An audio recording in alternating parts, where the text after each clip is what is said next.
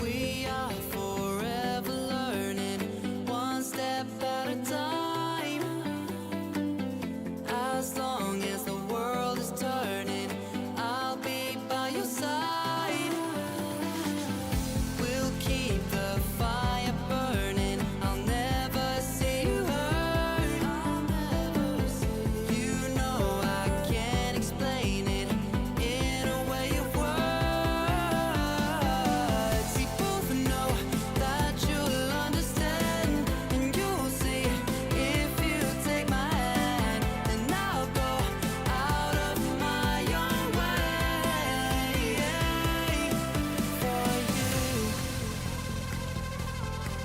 for you. Can you hear me? I'll go Yeah, I got you. Okay, cool. out of my right. 1 second here. Cool. We should be.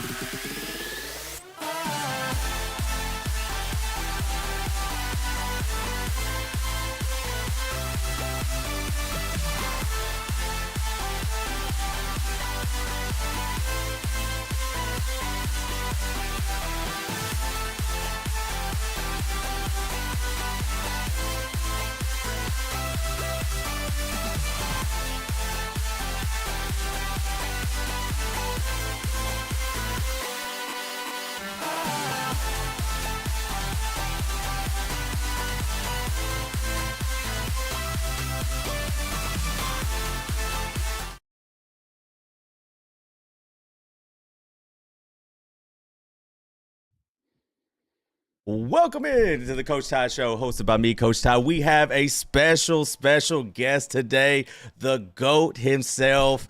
I mean, there's so many things I could say about him. Let's see, video editor, host of the greatest radio show of all time. Let's see, KSR Zone. The man doesn't drop his laptop. Mr. Stephen Peake, thank you so much for being here, man. Thank you. Yeah, man. You coming on every Friday on roll call. I had to return the favor. So looking forward to having you on again this week. And it's always fun talking to you, Ty. So I had no problem jumping on. Hey, I mean, one thing that I like to say is a lot of times when people like we didn't know each other until you hopped in, into the live, and then I came up there, and you don't really have that type of chemistry when you first get on, meet somebody, and like between me, Right. you and Trevor, like it's nonstop something. Oh yeah. I'm sharing this right now on TikTok. But yes, we have our group chat now. We're just constantly giving updates on the World Cup. What a bummer that was. But now it means that I can move on and move. I'm going to still watch the games, but now I can focus on TBT. Mm-hmm. I'm excited about that. Looks like they're adding another player. But judging by the outline, it's DeAndre Liggins, so I'm excited about that. And then we're getting to day by day. We're getting closer to Will Stein and the football team taking the field. So yes, it sucks the U.S. lost, but I'm looking forward to Kentucky athletics starting back up. Let's start with the TBT. Let's just start with the TBT. Are you kind of disappointed by the players that they have got? Because I mean, if you look at the plethora of UK players, and yeah, I can say that Wall's not going to play, Cousins probably isn't going to play. Those players aren't really going to play. But of all players, are you a little bit of disappointed, a little bit that we can't get a little bit better players? It's tough because a lot of our guys are still playing Mhm. in the league, so we don't have access to them. That is a disadvantage. Luckily for Louisville, they don't have that problem. That's very true. So so that they got a good squad, and you got to beat them twice. So uh, I don't know, because some of the guys that they got that aren't Kentucky players, I think are going to contribute and do really well. DeAndre Liggins, I was told was I guess he thought he was too old to play in it last year, but he's playing in it now. Losing Mhm. Kirk Risa hurt. It hurt not just because he was your starting point guard, but the entertainment factor took a big hit Yeah. when Kirk Risa got arrested, and now looks like he's not going to be able to play. Well, he's not going to be able to play in the TBT. So I was ready to watch Kirk Risa fight the entire Louisville team. Ty, that's what I was looking forward to, and now we're going to miss out on that. That stinks, but no, I'm still excited. This is still. I want to watch Willie Cauley-Stein play. This is going to be his last go around, last time playing real organized basketball for a television audience. So excited for Willie Cauley-Stein to get that opportunity. Out of all, let's give me your top 5. Let's take, like you said, all the top. A lot of the players are still playing, but give me your top 5 players. If you could have top 5 players to play in the TBT, okay, who would it be? All right. So Reed Travis is actually going to be one of those guys. Mm-hmm. I think that from there, Nate Sestina was so good a couple years ago. I wish they could have got him back. And that's who I'm looking at. I'm looking at the guys who could clean up this league, or the TBT, are guys like Ashton Hagans. Okay. Like, go get Ashton Hagans. Maybe those guys don't want to play, right? But I would say of who is available, Nick Richards, is he playing basketball? I don't think he's playing anymore. I know he was overseas for a little bit, but I don't know if he's playing anymore. They got him listed as the Chicago Bulls. Do they? Okay. He might. I don't know when. He played in one game. Right. No, my bad. Wait, is that right? No. Okay, he played in 48. All right, but he's been going up and down, I guess, with the Bulls. So maybe not Nick Richards. It is tough because you're thinking of guys who are good enough that they would help you win, but not so good that they're playing a lot of minutes or playing in the NBA at all. Mm-hmm. So, just if you go through the last few years, I mean, honestly, like, could we get Oscar Tshiebwe to play? Like, that'd be awesome. He did just get waived. So there, I would give him a call. I mean, people loved if he did get. All right, I think you might have to make a phone call to Oscar Tshiebwe. I think he's a difference maker for one, but fans loved Oscar. But isn't there a rule they have to be out of the league a certain amount of time? Oh, I don't know. You might know I think there's a rule that they have to be out of the league a certain amount of time, like a couple years or something. I'm not for sure about that. But yeah, I think it's something like that. But if you get somebody like Oscar, I think that would be huge because that brings the fan base way, that brings a lot more eyes. Yes. So he would be one if he's eligible. I'm trying to just go through the 2022. I mean, BJ Boston is I'm sure with some team right now. Yeah, he's got to be somebody. You wouldn't even have him. Where is he playing? Terrence Jones. Chat saying Terrence Jones.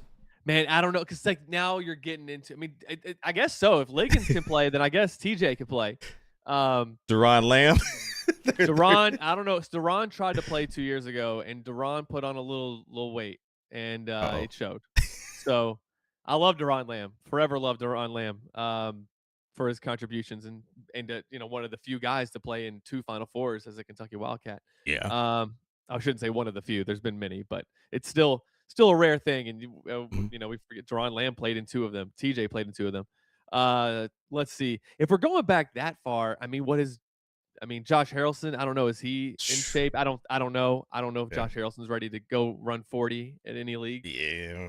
So 40 and older league, maybe. So the team right now, and with Quade Green, I think that's a decent pickup. I'm confused as to why they can't get Archie Goodwin. It seemed like Archie was excited about it. Could have had a little redemption team there. Get Xavier Wheeler too. Just full redemption squad out there. What is Davion Mintz doing? What? I mean, where is he at? Where is he playing ball anywhere? He's with the Washington Wizards. No, he's with. Current team is the Wurzburg Baskets. Yeah, go call Davion Mintz. See if he wants to ball. Because I mean, like everyone. I mean, this is just for me. This is just me thinking because I was kind of like on that schedule. So everyone's not overseas right now. If you're not in the summer league or playing in the SEPA Copa or something like that, you're pretty much working out and you want to get an extra payday. Why not try to compete for $2 million or whatever it is during the summer? Whatever they get, and it's fun. It's fun. That's the thing too. Like, and you get to for some of these guys, their popularity, their fame kind of peaked while they were playing for Kentucky. True. So, I mean, it's fun. Those guys talked about that when they beat Louisville in Freedom Hall. Willie Cauley-Stein said, "Man, I miss that feeling. I've been chasing for that feeling for years now, and it just feels so good to like have that again.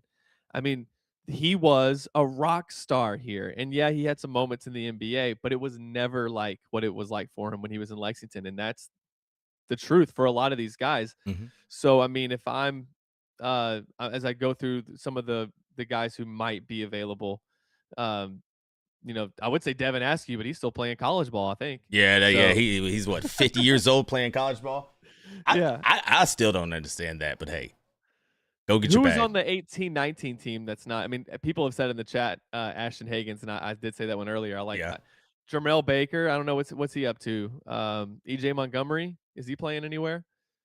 They did bring in Reed Travis. That's a solid hmm addition.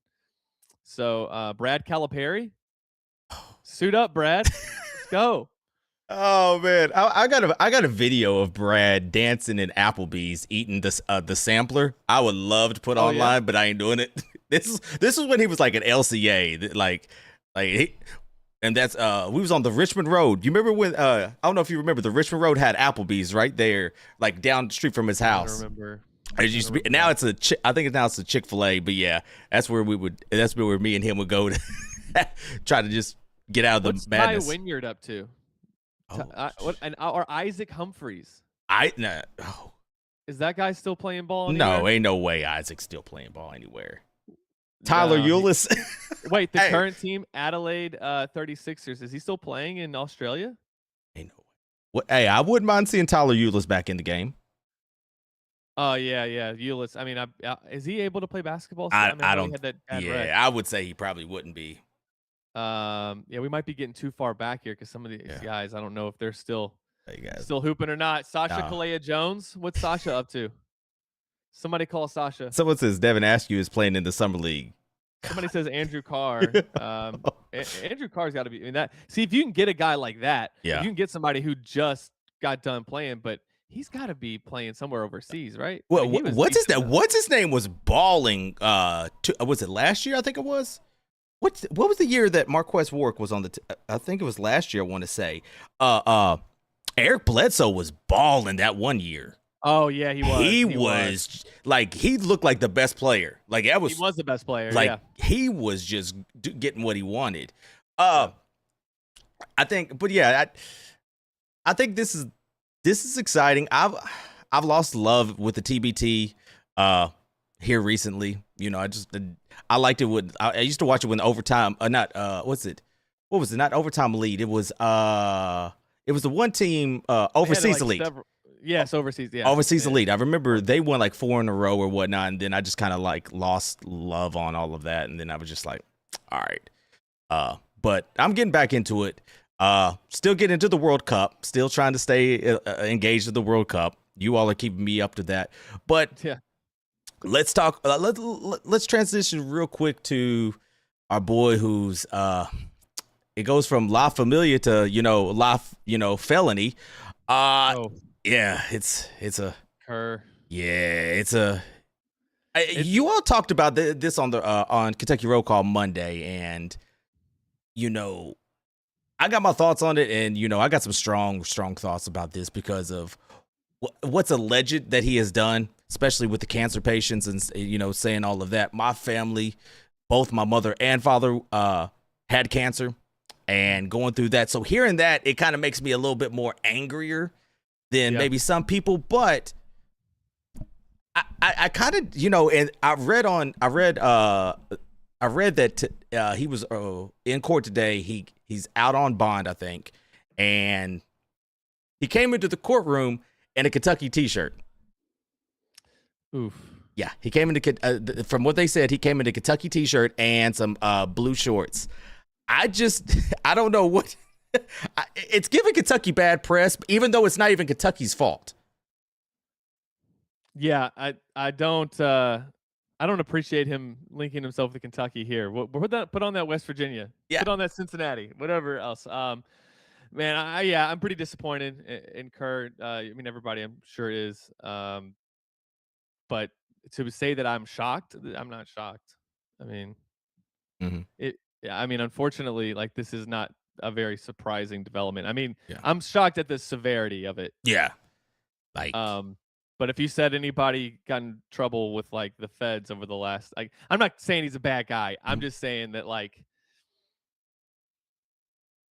he kind of, I don't know. I feel weird saying like, because there is like a kind of a vibe that he got that this would Yeah. be the kind of crime that he would probably commit. I mean, there are people who said like he owed them money like well before this.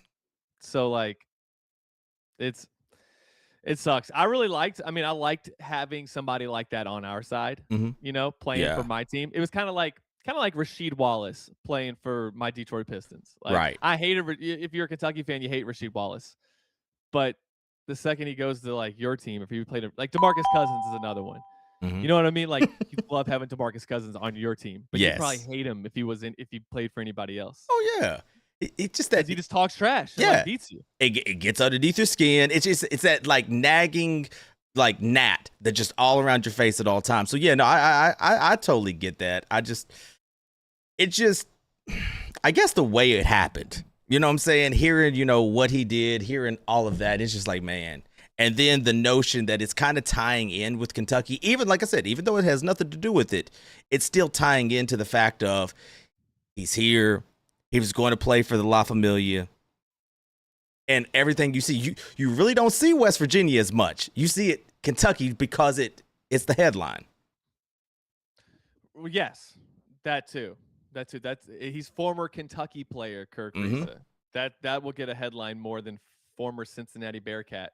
Right. Kirk Risa. So that's unfortunate, but that's not surprising either.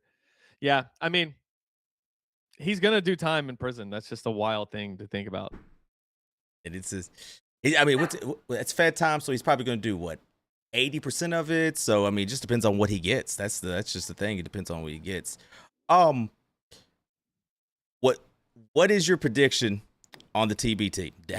Do we win? Louisville's team looks all right though. As bad as I hate to say it, shout out to Coach Mike and shout out to Michael and all them. I got nothing but love for you, but that team looks good.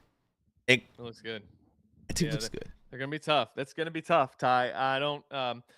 But look, I mean, if we want to apply the actual men's team record to this, Louisville has not beaten a Kentucky team in Lexington in men's basketball since I was 17. So why are we going to let it happen now?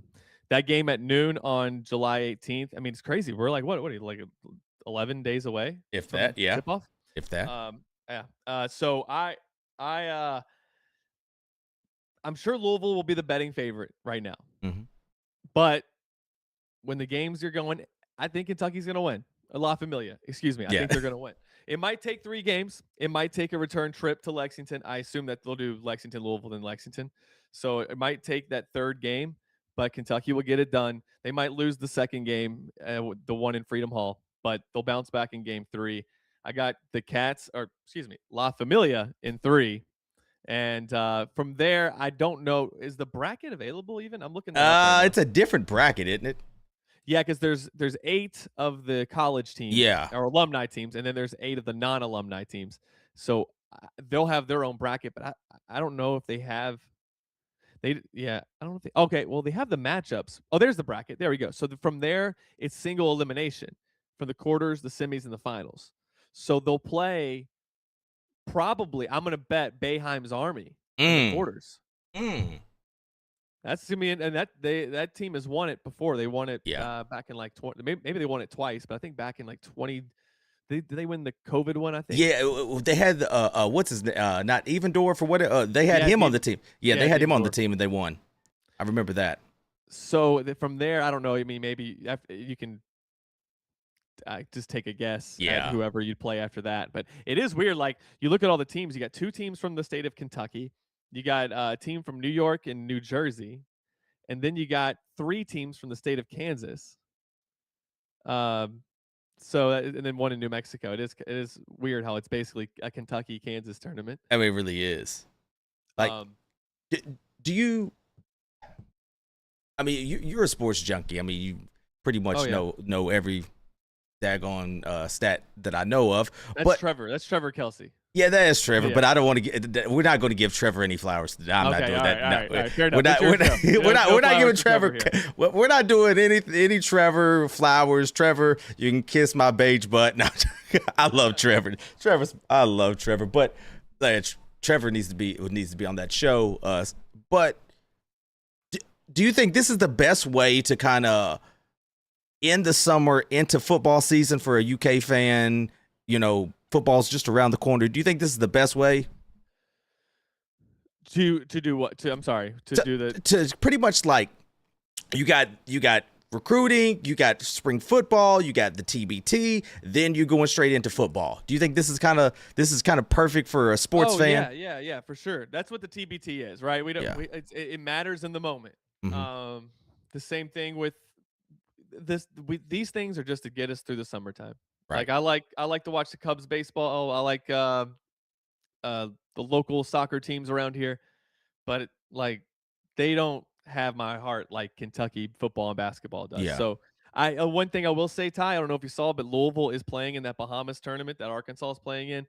I'm a little disappointed that we couldn't figure that out. Playing those tournament games was a lot of fun. When I went to Toronto to cover the Global Jam stuff, Mhm. dude, that's on the near top of my list of what has been like a short list of really awesome moments doing this job, Yeah. because it hasn't been what we wanted. But the TBT, I'm sorry, the Global Jam was awesome, Mhm. and it was like Reed Shepherd's coming out. We didn't realize until we saw those games against Germany and the African team and the Canadian team, and that Canadian team was actually pretty damn decent. Yeah. And Kentucky just mopped the floor with them. It was fun. We should have found a tournament to be in this year. Are you disappointed by that? I am. As disappointed? I am disappointed because I think, and we'll talk about the team here in a few minutes. I think this team kind of needs something like that. This team is, I don't know the logistics why they couldn't, made it work or whatever. But this team needs to. I don't think, in my opinion, going to Vegas would have the same effect as going to the Bahamas or something like that. That you're going to be playing legit competition. I just don't agree with that. So I am disappointed, and I think it's going to hurt us down the road. Yeah, it could. And I know they're trying some other team bonding stuff, going out to Vegas and doing that, and they're staying at the lodge. So there's gonna the reason you do this is to build up some team chemistry, Mhm. get used to playing on the same team. Because sometimes, like they talked about it last year, those scrimmages against each other all summer got pretty intense, which is good. You want it Yeah. to be. Mhm.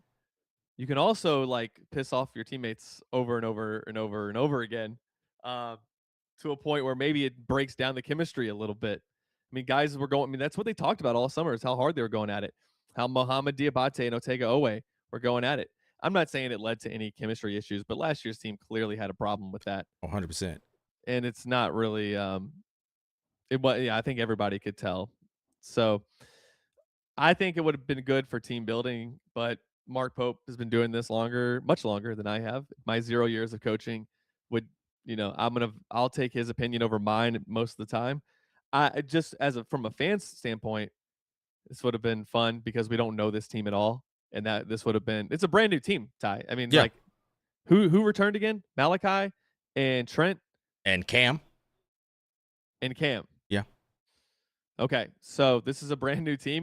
This would have been helpful. I know that to get Momchilovich, they basically had to promise him they wouldn't go on a overseas trip, but I don't know. Could they have just said, "All right, you stay home and you just go to the gym every day and shoot threes, just make it to where you never miss a three, and we're gonna go play in this tournament in the Bahamas." No, I'm gonna say I'm why. asking for more work, by the way. They would Yeah. send me. I'm Yeah. asking to like do more work, but Yeah. it's just like Other as a reason I'm fan- saying no is because that gives, in a way that would mess up the chemistry. Because now, probably. Yeah, you're right. now this guy's getting special treatment. I've got to go play basketball. Now, mind you, it's the Bahamas, whatever. But now this guy's getting special treatment. I've got to. Why are we babing him? I want to stay back. I just want to stay in the dorm. I just want to chill. I just want to shoot. So, yeah, you could probably have promised him, but I think that would have. that if you do that, then you probably would have Yeah, to do why is that he from. getting special treatment? Like, what if I don't want to go to the Bahamas? What if I want to enjoy my time in Lexington? What if I have a girlfriend, I want to see her? And Hmm. so, yeah, I do hear what you're saying, that you couldn't really just leave one guy out of it. And then again, you're not including him in the offense, so that's not good either. So I guess your hands are tied. You had to get Momcilovic. I You mean, had you to. had to. So whatever you had to do to get him, but it's still disappointing. Just watching like Louisville take that spot, you're like, Hmm. that would have been fun. Um, or even, I just wish they would also just open this up to letting, like, why do you have to go overseas? Can we not just, can we do these things on U.S. soil? Because here's what I love, Ty. How about once every 4 years? We have the World Cup every 4 years. Hmm. How about we have the State Cup every 4 years? I saw your All tweet. 8 teams. Yeah, we have all 8 teams that are a D1 in Kentucky. Then they play in a tournament. Everybody's guaranteed 3 games, and it might end up Kentucky Louisville most years, unless you want to put Kentucky and Louisville. It's a random draw, Hmm. and then you don't have those 2 teams playing each other in the championship every year. Maybe sometimes they meet up in the first round, second round. So, and then somebody might beat them every once in a while. I don't think Kentucky and Louisville are going to go out there running exactly what they're going to do in the regular season, or running they'll sub people in and out.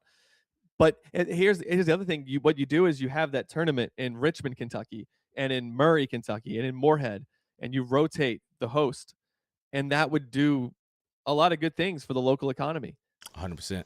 So I think it would be a good thing all around. I saw where Ohio's doing something like that with Oh, 4 really? Ohio teams, and that's where we got the idea. So I Yeah. think that it'd be an awesome event. We are basketball crazy in the state. Mm. Doesn't matter if you went to Western Kentucky or Moorhead or Murray or Kentucky or Louisville or any of them. Like, we care about basketball here. Hell, if you went to Bellarmine, you're used to going to championships. That's true. There's been several of our NAIAs and Division twos that have done well. So I think it'd be a really cool event. They should do it. I like to say St. Catherine is one of those that went to the national tournament. Boom. Thank you very That's much. right. Thank you very much. We were the very our third year being NAID one. Now it's all lumped together. But yeah, we was in the Mid South Conference Championships against Georgetown. Happy Osborne got us. Daggone happy. But yeah, Is Trevor texting into the show? is that Trevor? Where's Trevor? He said, "I'm puckered up for Ty now. I want my flowers." But he also said, U of L TBT is better because all the decent UK former players still get paid to play real basketball. Hold up. Why is Trevor look? Never mind. Trevor, I ain't gonna do that to you, man. Why you look like the lady from the Little Mermaid? But I ain't say that, Trevor. I love you. Good thing you didn't say that. Nah, I didn't say that. I love Trevor. Trevor, no.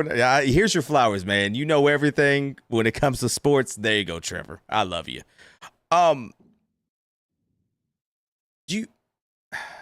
I saw Pope's going to be on KSR tomorrow. Yep, that'll be nice. That's We going haven't to heard from him in a while. Yeah. Do you Which, think? by the way, I don't care. I know that I'm going against my guy Nick Roush right now, which I agree with Nick Roush on 90% of the things. So it's okay that every once in a while I go, Nick, this is not the right take here. Yeah. I am usually the guy that's like, why aren't they talking? Well, here's the thing. What is Mark Pope going to say to me right now that's going to make me feel anything different than how I already feel? You can tell me there's a couple things that I will end up taking from what he says on KSR tomorrow. For sure. There will be maybe a handful of things that will be interesting nuggets. But as far as how I feel about the team, there's nothing he's going to say about any individual player or the team as a whole that is going to change how I feel about the team right now. Right. Because he's told me last year it was a Ferrari. Mm-hmm. He told me last year that Trent Noah is one of the best shooters we've ever seen. I like that. I'm not saying he should go in there and say anything to the contrary. If that's how he feels about him, that's fine. But I'm not falling for the hyperbole this year. I just need to see results. Yeah. And you brought up a name that I'm worried that we're hearing way too much about, and that's Trent. And for no fault of his own. No. I'm glad he's working his butt off. He can be a solid he can be Cameron Mills. Mm-hmm.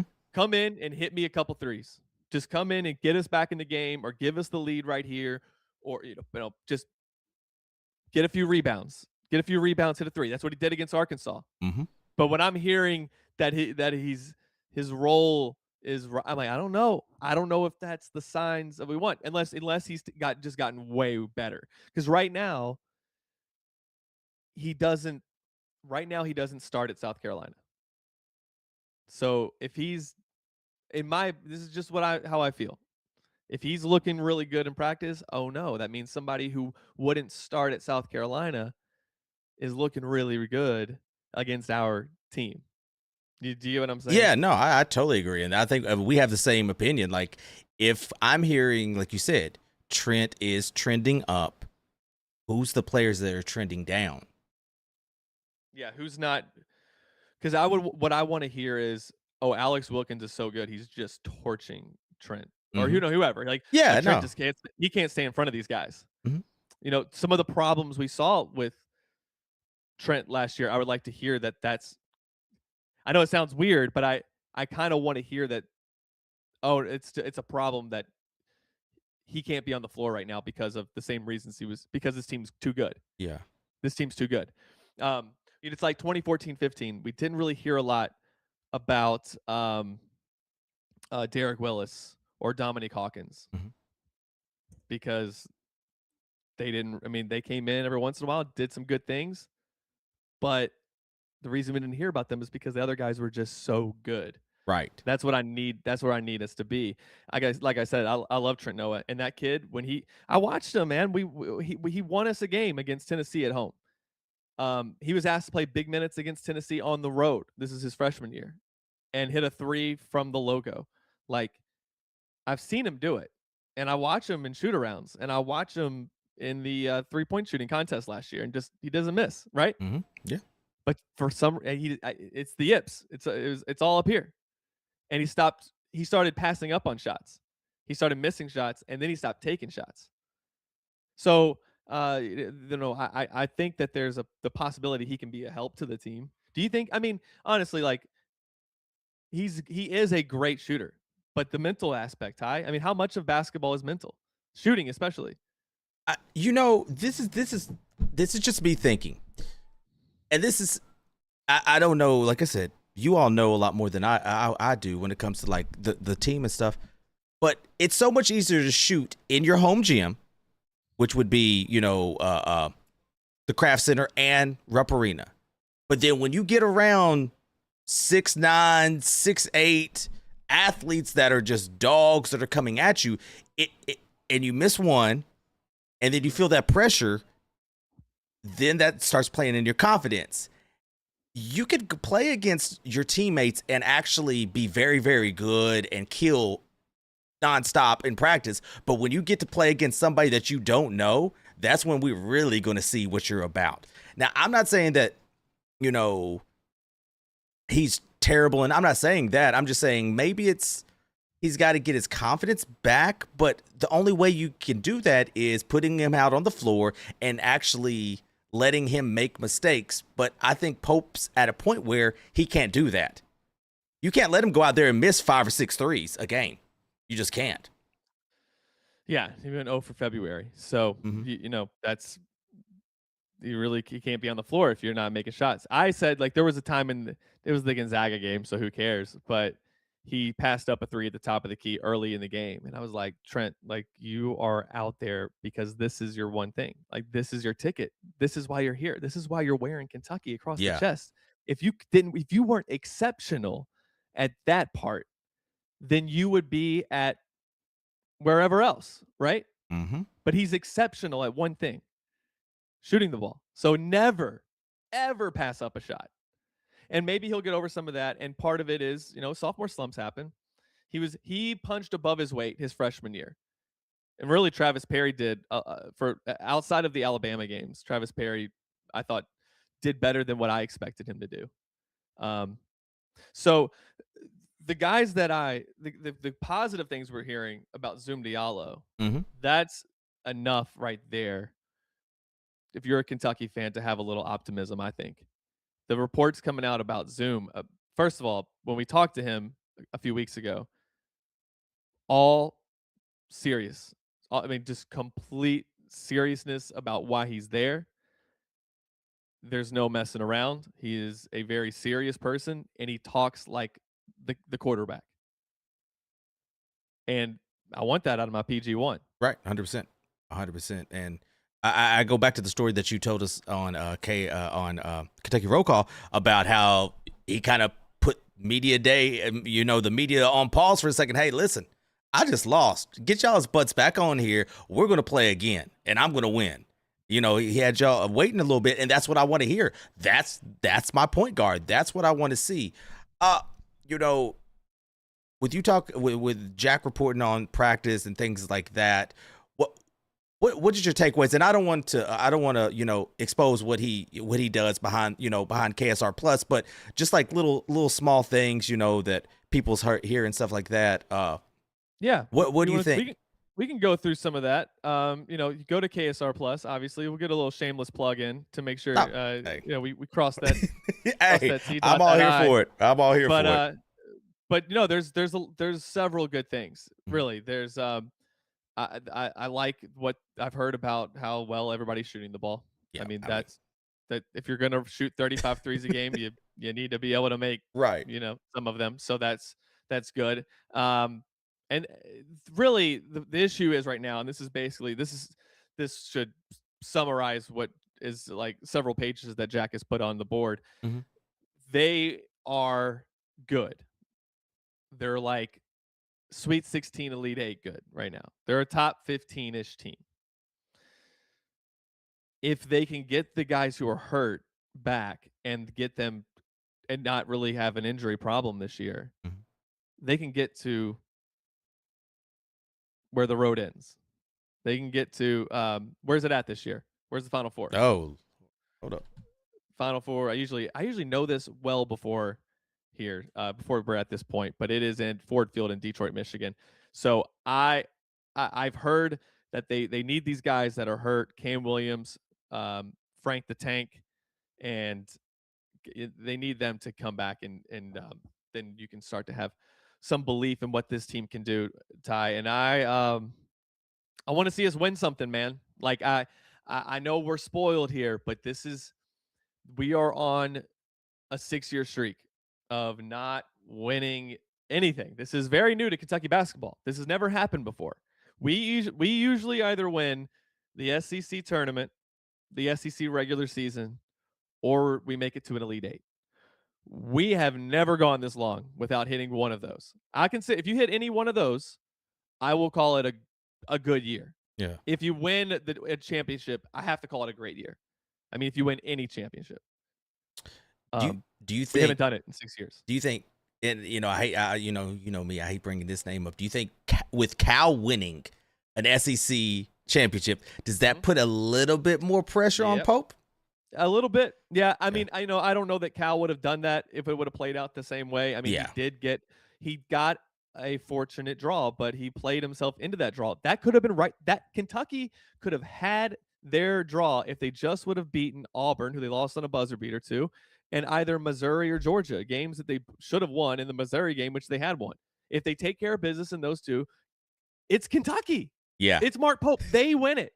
They'd have the same exact path. And granted, some of those games are really tough. Ole Miss took Arkansas to the wire, nearly pulled off that crazy upset. So it wouldn't have been a given, but you would have had a pretty favorable path. I mean, I forget who Arkansas played their first game, but that was probably going to be a win. And then they had Ole Miss, and that was an easy win. Then they played Vanderbilt in the final. That was yeah. So like it was right there. You just had to. So yes, there's a little bit more pressure on Mark Pope this year because Cal he raised the trophy at the end of the tournament. So we need to be playing meaningful SEC games in March. You get 2 regular season games every year in March. Those need to be for something. If you come up short, we can forgive it because there'll be something to play for. And if you're that close, you're probably looking at a 2-3 seed anyway. So we're not going to fire you over that.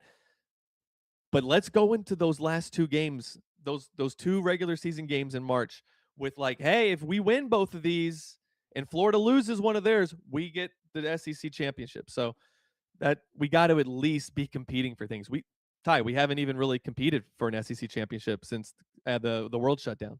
Like, we haven't made it past what, Friday? Since for how Right. long? Since we have not made it to the weekend since 2019, and we haven't won it since 2018. That was like it's our tournament. Yeah. And look, it's harder to win it now. There's more teams. The SEC's gotten better. So we're not asking to win it every year. Like they used to win it every year. Yeah. Like Tubby Smith would have down years, and he still Dude. wins the SEC tournament. I'm not asking you to win the league outright or win the tournament or go to the Elite Eight even like every year. But can we do it once every 7? Is it? Can we do that? Like I'm not like I feel like whenever I'm being told like Nate Oates and who's Seth Greenberg that Kentucky fans are spoiled and we ask for too much, I'm like, bro, we haven't won anything in over half a decade. I mean, this is not the way that anybody grew up as a Kentucky fan, unless you were born in 2020. Like, sorry, I feel like I'm talking a lot, but I No, get fired up when I talk about this. no, particular no. part. That's why I wanted you on. Go ahead. I said let you loose. Like, and that's the thing is like I totally agree with everything you say. You don't change the expectations. You just don't. Now you can alter them a little bit. We demand perfection. That you've heard me say this rant on TikTok all the time. We are Kentucky. We are the creme de la creme. We are the expectation when it comes to college basketball. We are them. So we don't change. We might alter it a little bit for what we have. We might fall short, but the expectations is still the same. We expect national championships. We expect SEC championships, draft picks now because of Cal. We expect all of that, and nothing should change. But things are changing a little bit because we have Pope. So it might have to be, we might not expect to win every year, but we need to be in contention. We need to be in the final four of, the SEC tournament, maybe. Yeah, let's get to the weekend. Let's enjoy a Friday night in Nashville again. Mhm. It's been too long. And again, like Pope inherited some of this. Like we were 4 years into this decade and we hadn't won anything, hadn't played on hadn't won an SEC tournament game, right? Mm-mm. I mean, No. they won one in 2022, beat Vanderbilt, lost to Tennessee. So they had made it to Saturday in 2022. I did forget about it. They have not played on Sunday though since 2018. So I do that 2022 SEC tournament escapes my mind all the time. I do forget about that one. It's very forgettable.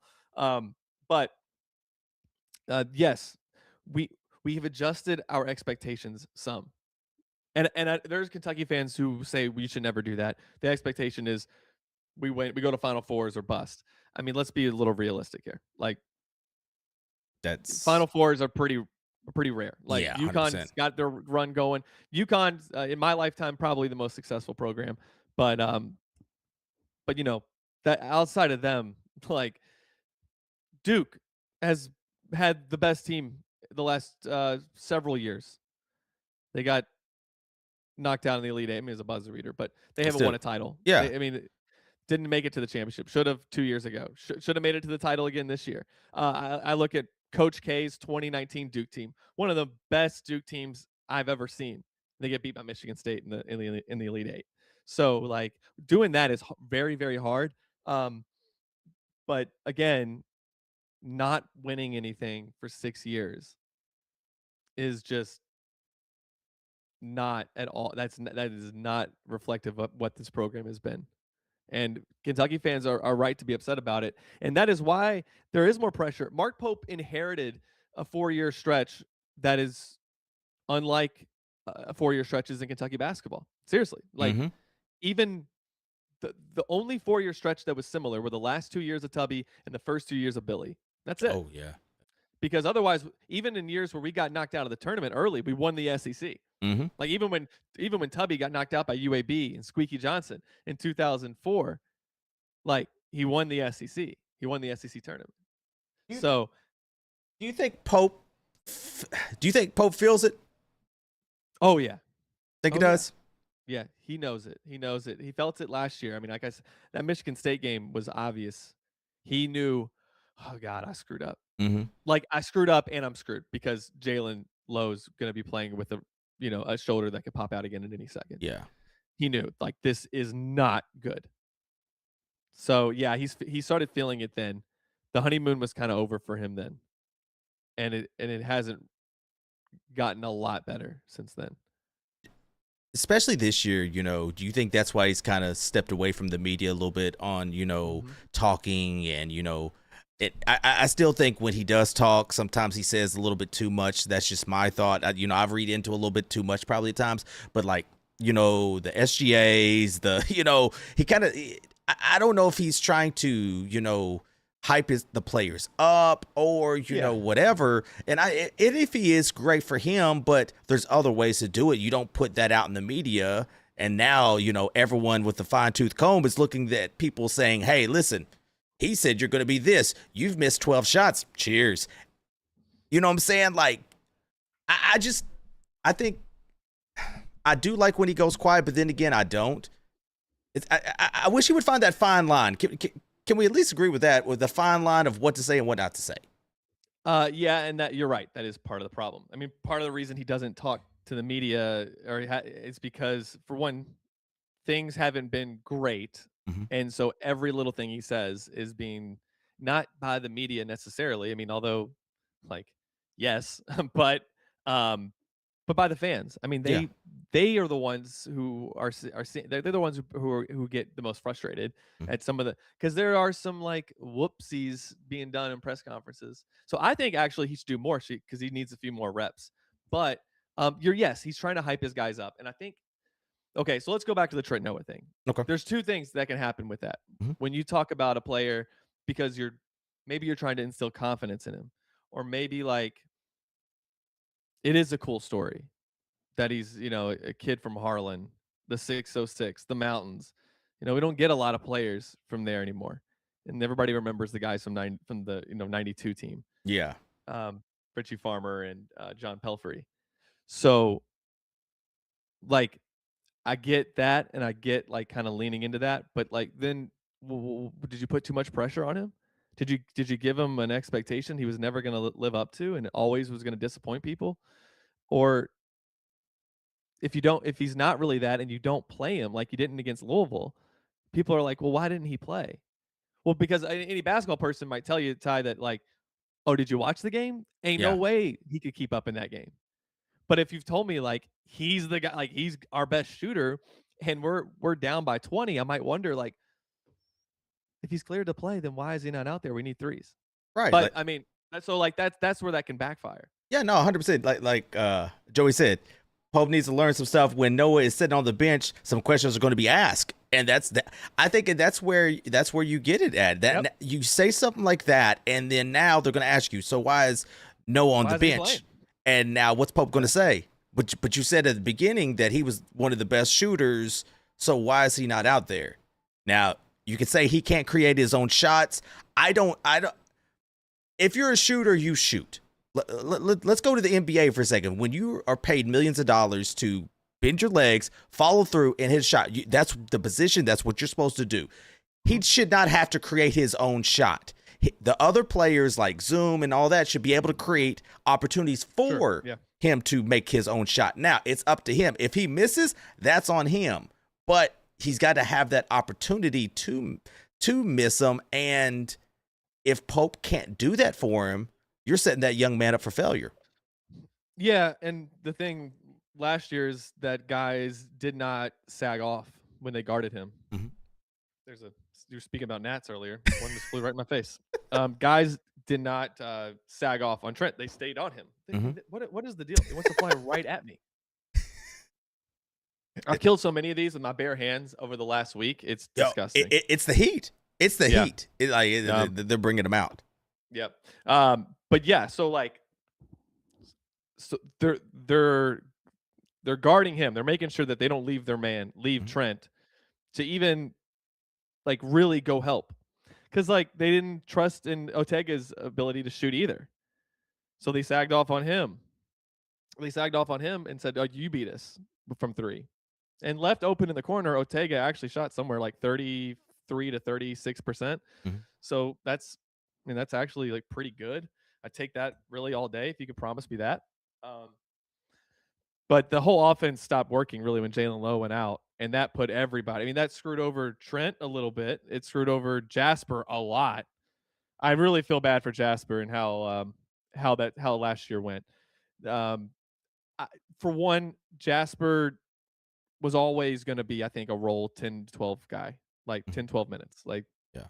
that was really it. But that's all we needed. I thought the what we saw in the Purdue game was like, boom, that's exactly it. There's the recipe for Jasper. But it just really never worked because of him having to come in and play the point guard to give Aberdeen a breather. Mhm. Well, that Jasper was not ready to be the point guard in the SEC.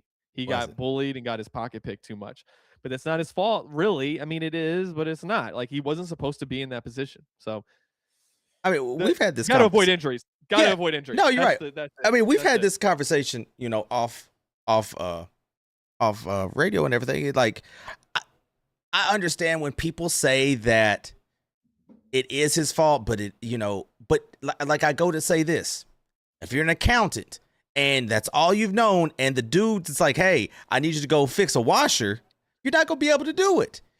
He's always been on any team that you look at. He's always been the dude that has created his own shot and was a scorer. He never had to really handle the ball. He only took probably like 4 or 5 dribbles and got to the basket, or made a move, whatever. So now you're having to control a whole team in a tough SEC with no backup, no one else to help you.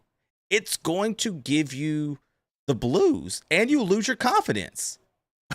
It is, Yes. you lose your confidence to the point where you start questioning yourself, and then you start to think, am I really this good? Am I really good enough to play? Then you're from Kentucky. You're from Lexington. That puts a lot more pressure. So I do feel sorry for Jasper. Family's amazing. It's like the stars didn't line up for him. That's the thing. Totally. Yeah, it's really unfortunate. I had high expectations for Jasper as a Kentucky Wildcat. I wanted him to play. I thought after 3 years he'd be ready to go to the NBA, so I wanted him to do 3 years here. And I thought he could have been he's obviously a legacy guy. His grandfather worked in the athletic department. His dad played football. So I'm kind of disappointed that that didn't work out. Really disappointed that Kentucky couldn't get Colin Chandler back, because I think he's at the part where he is so close to being a star. Really? And, yeah, I do. I mean, Really? because he showed last year. I mean, they got to a point last year with him that if he let a 3 go, it was going in. Yeah. At one point, this was late in the SEC. He was the best shooter in the SEC with about 6 games left. He ended up not finishing up as the best shooter. But when you look at like the clutch plays he made, that pass in the LSU game, the steal in the Tennessee game, the 3 to beat Tennessee at home, the 3 he hit to kind of put Ole Miss away. He was figuring out defense. Yeah.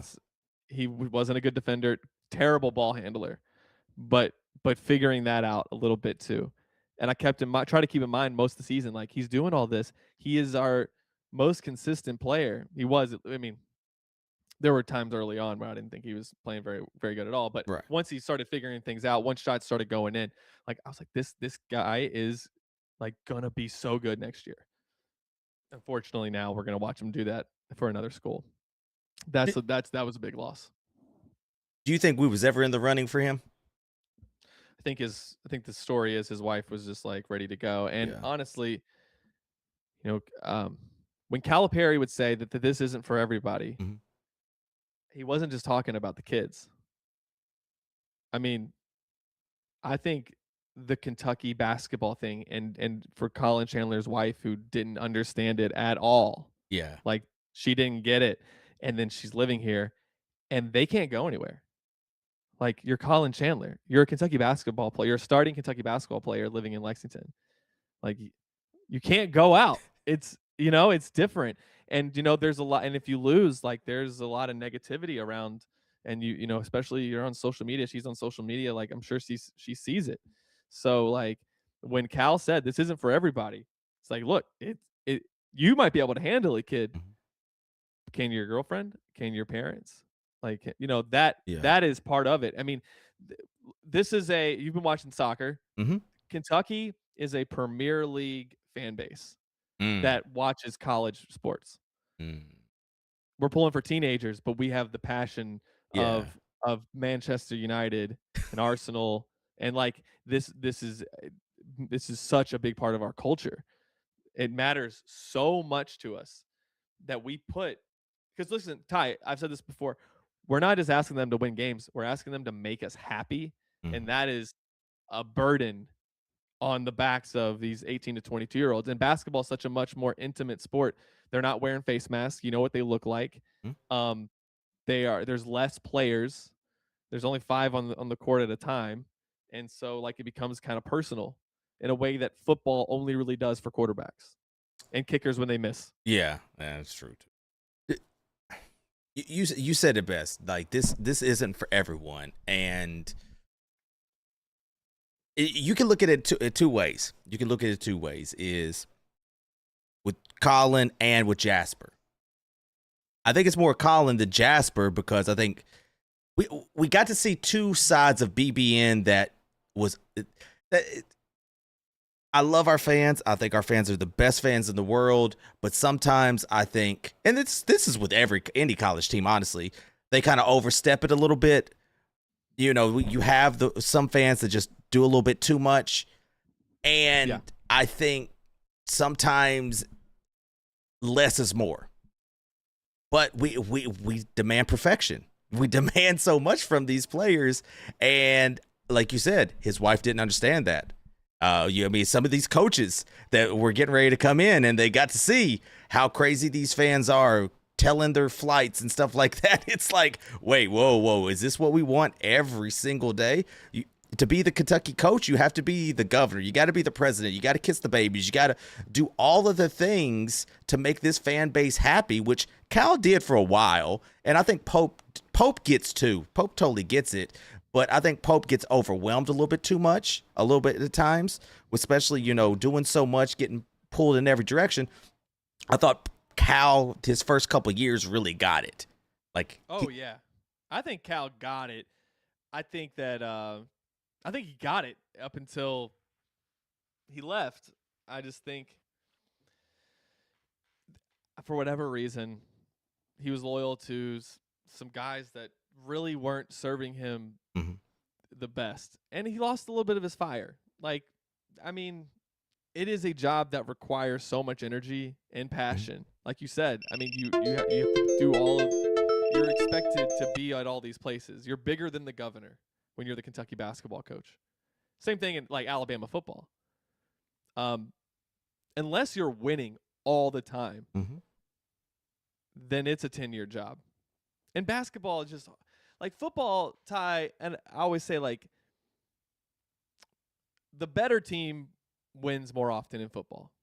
Right. The better team doesn't always win in basketball. There's upsets all the time because somebody can go off and hit 10 threes, score 30 points, and you're eliminated in the first round to a team that you didn't even know existed in Michigan because you thought it was in California because they were named Oakland.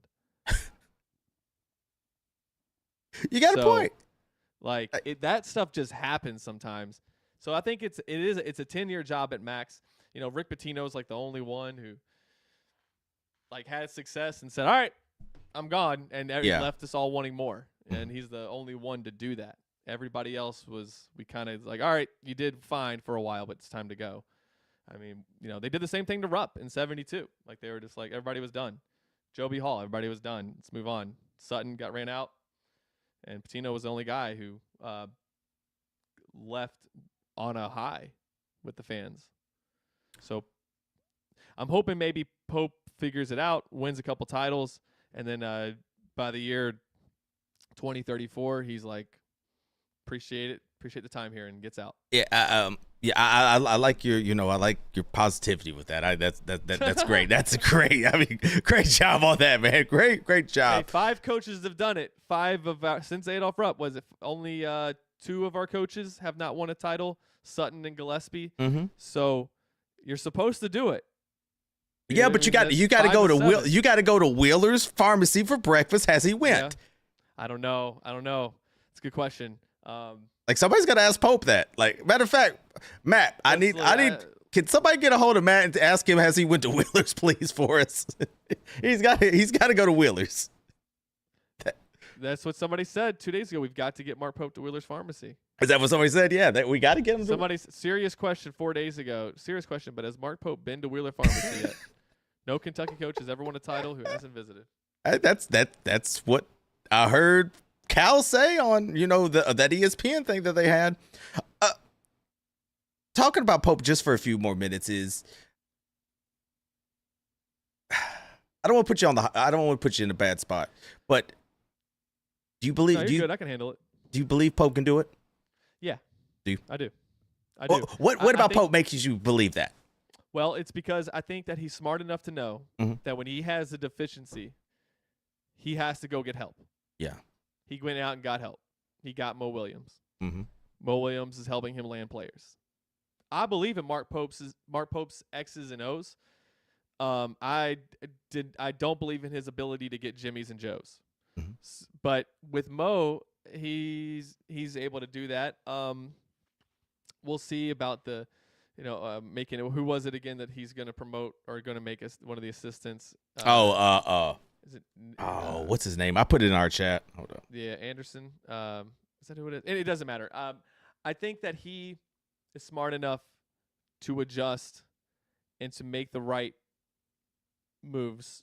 I mean, look, there's two. I've gone back and forth in this, Ty. I argue with myself all the time. Mm-hmm. Part of me is like, okay, how many times were we losing, or how many times were we down 10 or more points, and we came back and won the game? Yeah, that's true. We never did that with Calipari. If there was a edge that the other team had, we never corrected it, and that team just beat us to death doing the same thing over and over. Oh, what are they going to do this time down the court? Oh, another pick and roll with Oscar Shibwe. Wow, how creative. Well, we're not doing anything to stop it, so I guess, why would you change it up? Mm-hmm. And that's how you lose, right? On the other hand, why are we getting down by double digits so often? Like, is he a good coach who adjusts to getting down double digits, or is he a bad coach because his team gets down by double digits so much? So part of that, you can say, well, it's injuries, right? I mean, that's why we're getting down. So we haven't gotten to see really how good of a coach he is. I mean, we remember first month of his tenure here. Cooper Flagg's going to try to do a spin move here. Otega crashed down and take the ball from him. I loved it. Otega crashed down, get the ball. Otega gets fouled. We win the game. Mm-hmm. Like, Mark Pope didn't forget how to coach basketball last season. His players got hurt, and his best players got hurt, and he did an absolutely horrendous job putting his team together. That was his biggest sin, not his ability to coach basketball. So if he figures out the recruiting and the team construction, I do think he can get it done because he's going to have the money. We're going to spend amongst the top. Even if we don't outspend everybody, we're going to spend near the top. And I believe in his ability to adjust. We saw him adjust drastically last year. They were wanting to shoot 33s a game. They shot 10 against North Carolina because he figured out they can't shoot threes. Yeah. And their best chances of winning were to get the ball inside, or at least like just drive, try to make layups, which we missed several of those too. But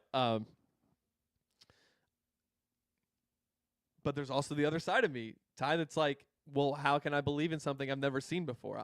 We knew Calipari would succeed. He'd already done it. He took two schools to the Final Four. Mm-hmm. Tubby Smith had success at Georgia. He was a few plays away from getting to the Elite Eight with Georgia.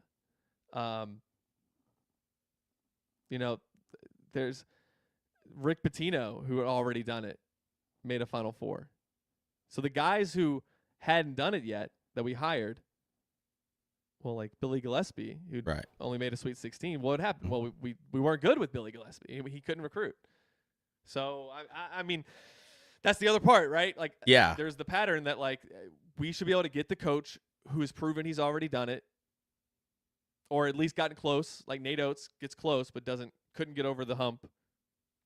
Those are the guys we should be getting. But, I mean, I'm choosing the positive side of my brain because otherwise I would just be depressed and not have to go into the season with like, So I'm choosing to be positive. I think this team is good enough that they can do some fun things this year and can be in position to win some things.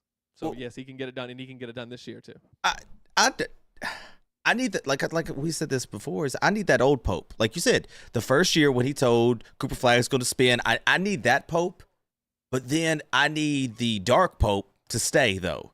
I need him to have, like, it's kind of like a mixture. I need dark Pope to be like, hey, listen, we're not going to mess, like, if we're going to do this my way, we're going to do it. If we're going to shoot 33s, we're going to shoot 33s. If we're going to have to adjust, we're going to have to adjust, but also being locked into that film room and knowing each player's tendencies. So that's kind of like, it's kind of like I want both a little bit. I see the signs of him being so good, but then again, I see signs of him just like, what are we doing?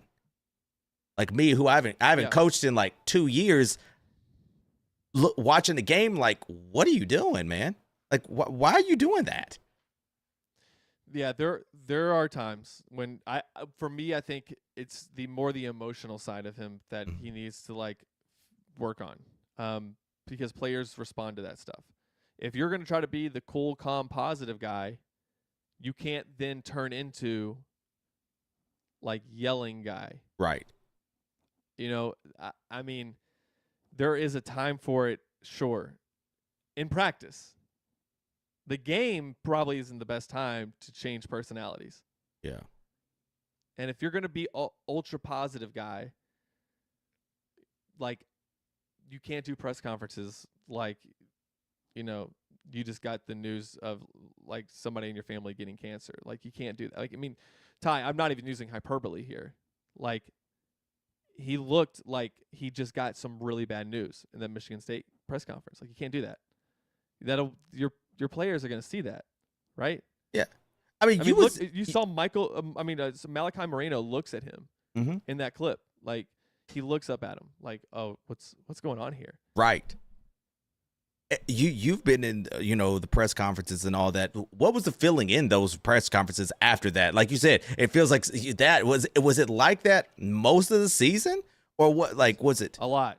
Was it okay? A lot? I told people, like, I talked to my dad about it a while ago when, you know, he goes back and forth all the time too, like thinking he likes Mark Pope, but can he really do it? And you know, I was like, honestly, that was a tough watch. Like, looking at him throughout most of the year and watching a guy who he's got his dream job. Like, this is exactly where Mark Pope wants to be. He's got it. He's so excited to be here. And then he started failing. Yeah. You're watching somebody I know he's paid a lot and there's no crying on the yacht, but it was tough, like, watching somebody and really pulling for this guy, you know, with the press conference and the people doubting him, and you just like, come on, man, come on, like, let's do this. Yeah. And then to like go into those press conferences and he is just totally melancholic and on the verge of tears, it looks like. Yeah. I mean, the interviews he did with Jeff Goodman in New York City weren't any better. Oh, no. Goodman said, I thought he was going to cry. Yeah. It's I remember November. that. It was a November game. Like, he's acting like they lost a buzzer beater in the Final Four.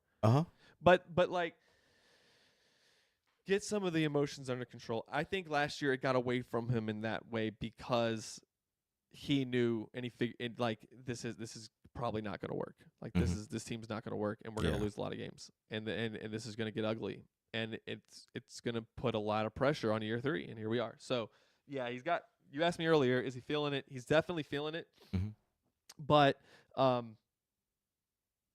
still believe that he has the coaching ability. We're looking at the chat here, like, there's somebody said it's the lineup changes and the butterflies and puppy dog tails guy. Yeah, I mean, like, that's the lineup changes and subs are sometimes head scratchers. Like, I want a coach who looks at the data. Yes.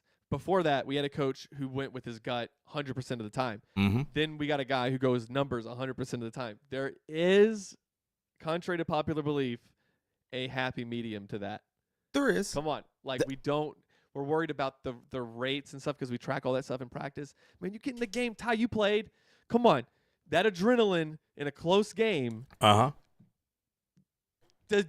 much did fatigue hit you? Like, or were you like, I'm getting a stop right here? We're getting a stop. Okay, for me, I was so amped up, like I told you, my pregame ritual.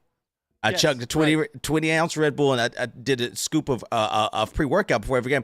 But It's insane. But yeah, okay, yes. it was amazing. It was amazing. But still, I was the guy that I was the mouthpiece. I was the dude that like didn't shut up, which I guess y'all could probably see. But like, I was the guy that didn't shut up. I was the guy that would get under your skin, that would talk all this junk. Toward the end of the game, if I'm down, we're going to find a way to win no matter what. We're going to do whatever we got to do this. And then no matter how tired I am, I've got that extra reserve tank that I've got to go. So yeah, you're 100% right. So that's where I just don't, it's like, man, what are you instilling in your kids right now? Yeah. Yeah. And I think that you're just too worried about the numbers, like some of the subs when you had some injuries, and now the subs aren't like the next best guy up. It was like, all right, we're going deeper into our bench already. We're deep into our bench because we have so many injuries. We really can't do this at this position. Like Denzel's just gonna have to play the whole game. Oteg is and to be fair, like he did do that for some games, and because he knew he had to, but. We'll find a reason to nitpick a coach. Oh, 100%. Especially when you lose. Like, and sometimes it does come down to like dudes make shots. I mean, I was frustrated that Calipari, I was frustrated with how Cal's last game went. But let's also be honest, like Jack Golke played the game of his life.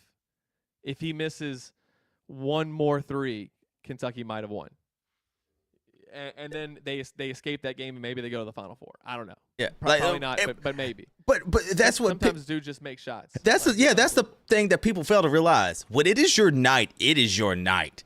Yeah. Like when you're hot. I remember one night I hit like 11 threes, and I just remember like the basket literally was the size of the ocean. I could swear I could turn backwards and throw it behind my back, and I would have made it. Like it was just that way. It just felt so. When it's a guy when it's a guy's night, it's a guy's night. You could put the best defender on him, and he's going to find a way to score. I mean, he could just going to throw that thing up there, and it is what it is. 11 triples in one game. Hey, I could shoot a little bit. I could shoot a little bit. I could shoot a little bit, just a little bit, not too much, just a little bit. You was there for a lot of the.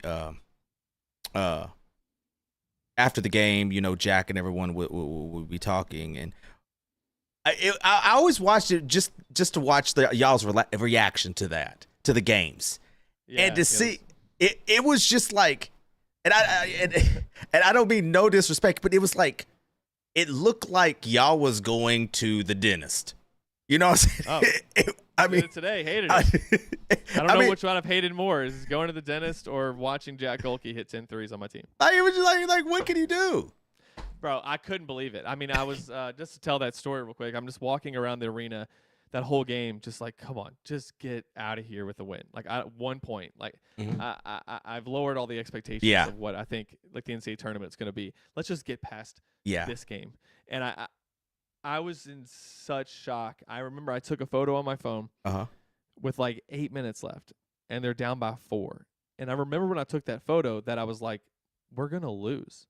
Like, I can't believe we're going to lose. And when I went back a few days later and was going through my photos and I saw that one, I thought, like, it's so funny that I thought that we were down by 4 with 8 minutes left. Yeah. Plenty of time. We're playing Oakland, but you could feel it in the building. It was only going to go one way after halftime. Yeah. I mean, Reed Shepherd was great at Kentucky. He sucked. He sucked against Oakland. I mean, that kid, and he was bawling his eyes out in the locker room after the game because he knew, man, like that was just. I mean, that was his Christian Pulisic like game. Like it was bad, and it sucked. And there was like. Cal was doing his post game talking about how like I'm excited about the guys we got coming in, and like Cal, nobody wants to hear this, man. Right. Like, nobody wants to hear it, even about Jaden Quintance right now. We don't want to hear it. Like this was the group. This was Reed, Rob, DJ, and who else to leave off there? It doesn't matter. That group Like had this it. team was supposed to be Yeah. good. Aaron Bradshaw was one of them on there Mhm. too, right? Justin. So like, we didn't want to hear that, and it there was like a thought that Cal might get let go, that they might just go ahead and buy him out Yeah. that night. And that was like just a weird spot. I said in that rapid reaction, I never thought this is where we'd be with Calipari. I just always thought he'd leave us for the NBA, Yeah. or that he'd retire and be like, no, Cal, no, don't Uh-huh. go. And to be on social media that night was like, there hardly was anybody defending Cal. But I'll always like him. I Mhm. mean, he took us to 4 Final Fours. There are 4 banners hanging in Rupp Arena because of John Calipari, and he is one of the greatest to ever do it here. What he's done to cement a legacy of, we have the most guys in the NBA. The NBA is an international product. People all over the world watch SGA play. They watch Karl Anthony Towns play. I mean, these guys are connected to our program now. And so like we are basketball. You know what I mean? Oh, Like no, 100%. Kentucky is basketball Mhm. on an international stage. Like we are internationally known, and Calipari helped add to that. And so we have to be forever grateful. I wish he'd have left after the COVID season, because then we would this wouldn't even be a debate. Yeah. No one would even argue with me about this. 100%. I know your time's special, man. I just anything My wife else? says it is. She's No. Oh Lord, yes, sir. Anything, shoot. Kentucky Roll Call, 12-2, Big X Sports Radio on the YouTube as well. Where else could they find you? At Stephen Peake KSR on Twitter, and then the KSR YouTube channel if you're interested. Yeah, make sure you go support the KSR and all that, and all KSR Plus and everything. Steven, thank you so much, man. Thank you. I will see you Friday, and hopefully, oh, don't forget, we're going to try that drink Friday, by the way. We're going to try that viral drink, by the way. Oh, okay. All right. Yeah. That's right. We're going to see that. But hey, man, thank you so much man. Thank you. All right. Thank you. All right, y'all. Stephen Peake, y'all. What we're gonna do real quick, y'all, is give me 2 seconds here, y'all. Let's pop this out here. Pop.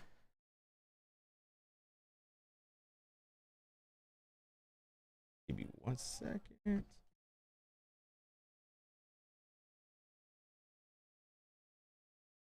All right, y'all. All right, my bad. I had to switch everything over back. But yes, guys, thank y'all so much for everything. I am not leaving yet. But yeah, that was Stephen Peake, man. Make sure that you check him out. Stephen Peake, KSR on X, and then KSR, all of that.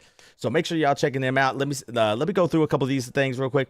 What my critic was, he would ride or die with the players when he would shake up hot shower pepper. My God. What in the God's name are we going here? KSR, you are wild. I'm not even going to ask. But no, I mean, I agree with him. I think toward the end of Cal's season, it was rough. It was a rough thing.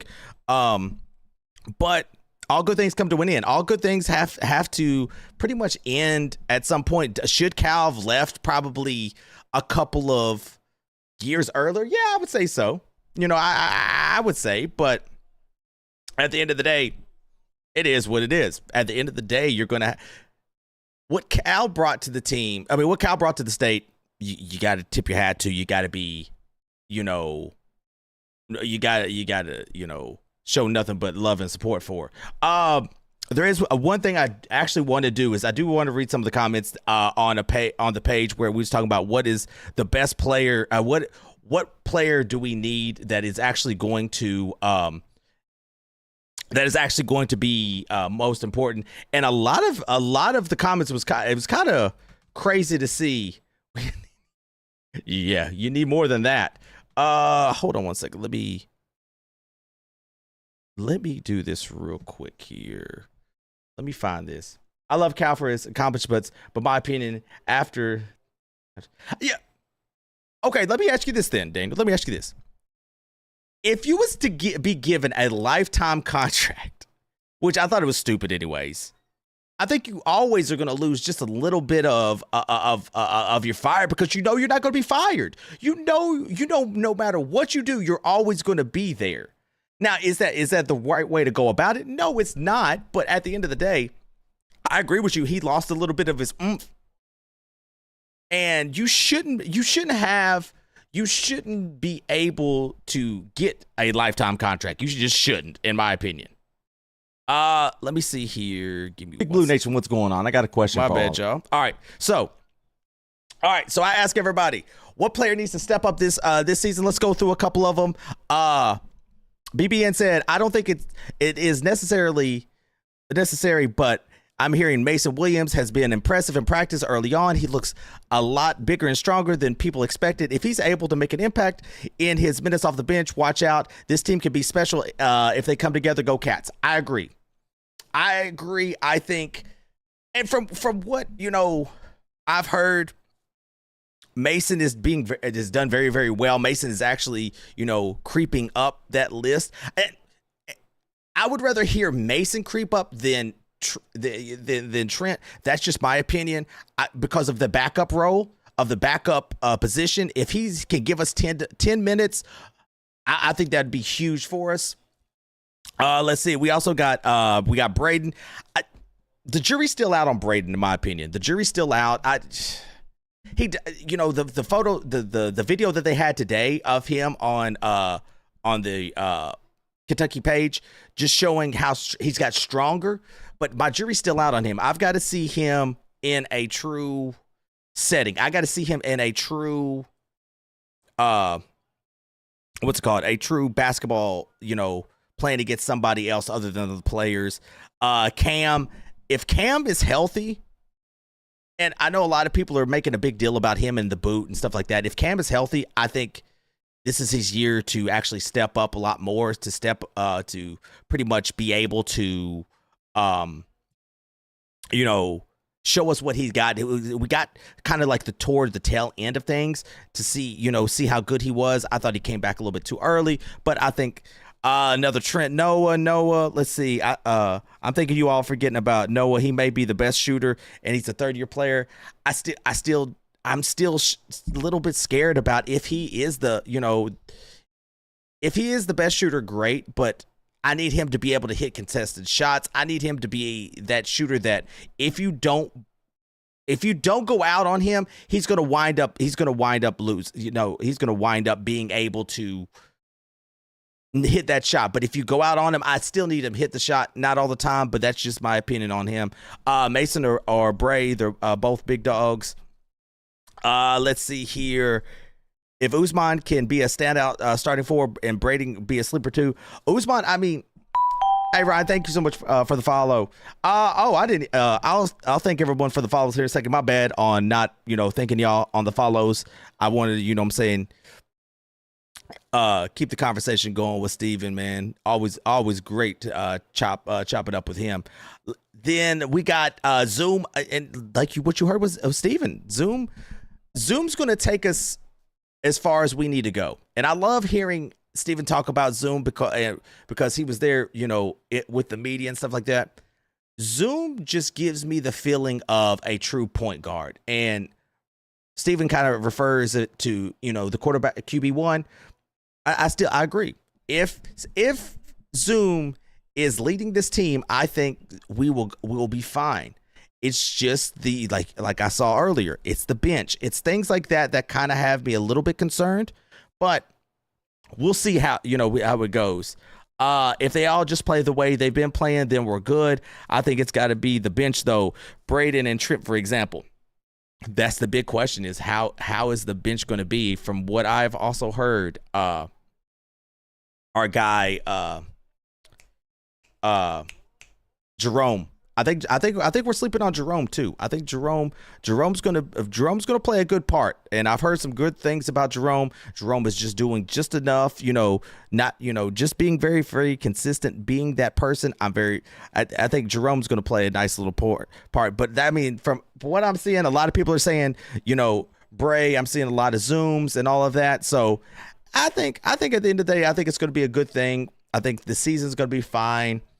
It's just we got to get there. We got to get there. We got to be able to. Kim, thank you so much for the heart me, by the way. It's gonna be interesting. Miss McBride. Here's what scares me about McBride, though, and from what I'm hearing, he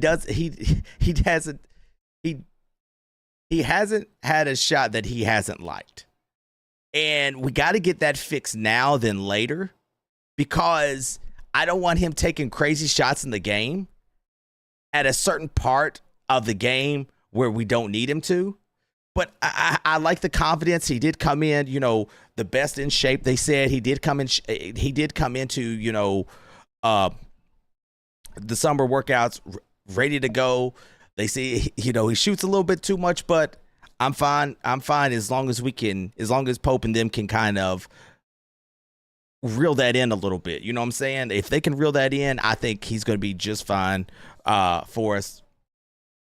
But yeah, that's just my opinion on what I think could be happening. And guys, thank y'all so much for tuning in, man. That means the world to me. I will be back probably Sunday morning. We'll be back Sunday morning. Another Coach Ty show, a little short one on try to do on Sundays. But guys, thank you all so much for everything. Thank y'all so much for the follows, for the gifts, man. I love y'all. I will see everybody